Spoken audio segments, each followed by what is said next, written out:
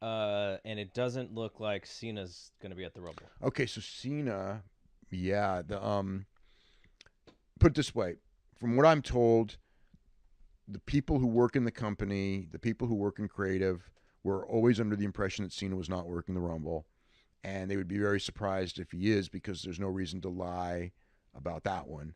So that's a really weird one.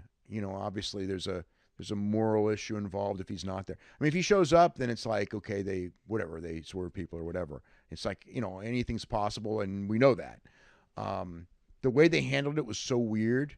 I mean, Lars Sullivan was supposed to injure him, and that was the excuse for him not being there.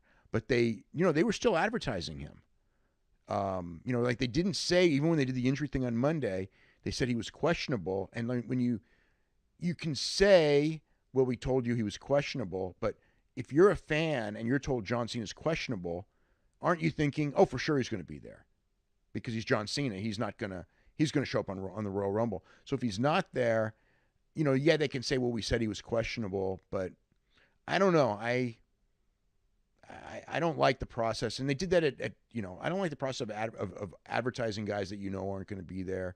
And in this case, you had those you had John Cena and you had that match, and part of it was because you had the big stadium to fill, but nobody else would do it. And I know it's like I almost feel like okay, because WWE fans don't care I don't go that hard on it, but at the same time, there's that moral issue to me that's like if anybody else did, wouldn't you'd be pissed? I mean, New Japan was the opposite. They wouldn't even announce a card because of all the problems that they had, and maybe that was not the right way to do it either. Because I know a lot of people were unhappy that they waited so long on that, but that was their mentality: is we can't announce a card until we have everyone there, and then WWE's thing is we can kind of advertise whatever we want because as long as we give people a fun show, it's okay. And maybe that's WWE Royal Rumble is going to be a fun show. Oh yeah. So it's like yeah, it's usually one of the best shows of the year.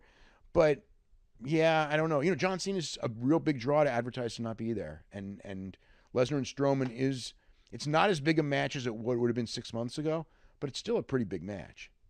And John Cena's going to be in a new movie with Jason Bateman. Yeah, a new Netflix thing that has not been announced. So yeah, I mean John's out there doing stuff constantly. He's doing stuff in that Vancouver thing.